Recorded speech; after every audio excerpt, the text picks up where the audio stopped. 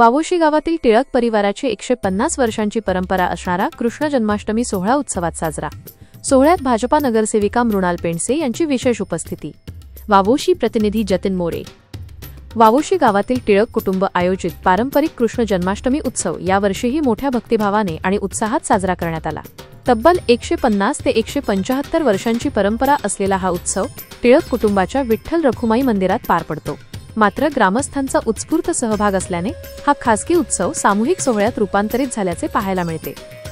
या प्रसंगी ह.भ.प. शेखरबुवा व्यास यांच्या कीर्तनासह पाळणा, न्हाऊमाखू, कृष्णलीला, टिपरी खेळ तसेच राधाकृष्ण जय कुंजविहारी या भजनावर फेर अशा कार्यक्रमांना उपस्थितांचा प्रचंड प्रतिसाद लाभला। मंद प्रकाशातील पारंपरिक काचेच्या हंड्यांमध्ये पार पडलेला कृष्ण जन्म सोहळा अविस्मरणीय ठरला।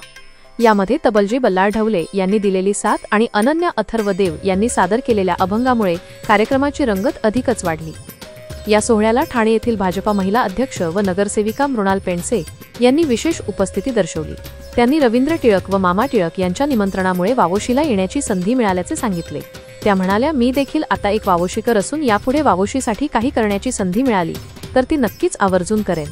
तसेच त्यांनी ग्रामस्थांना जन्माष्टमीच्या शुभेच्छाही दिल्या। परंपरा, भक्तिभाव आणि शिस्त यामुळे हा उत्सव आजही जिवंत आहे, असे 92 वर्षीय आजी विजया आबा टिळक यांनी आठवणी सांगताना नमूद केले।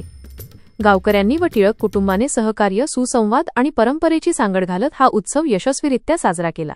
मतभेद नाही, मनभेद नाही, फक्त परंपरा आणि उत्साह अशी भावना ग्रामस्थांमध्ये प्रकर्षाने दिसून आली।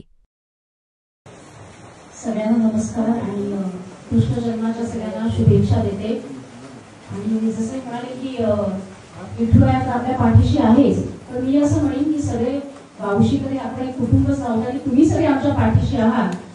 त्याच्यामुळे बऱ्याच वर्षांनी पेन्सिलचे इकडे जे घर आहे, आम्ही कोण इकडे येत नव्हतो, पण परत एकदा मामा टिळक असतील, रवी टिळक असतील यांचे मी विशेष आभार मानेन की त्यांच्यामुळे आम्ही परत गावामध्ये यायला लागलोय।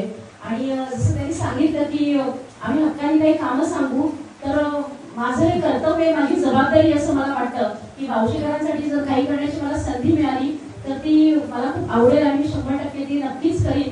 त्यामुळे आज तुम्ही आग्रहाने बोलावलं आणि जे काही पाहुणचार केला त्याबद्दल मनापासून सगळ्यांचे आभार मानते। आणि मी पण एक वावशीकरच आहे, त्याच्यामुळे मी आता नेहमीच सगळ्या कार्यक्रमांना येत राहील। धन्यवाद।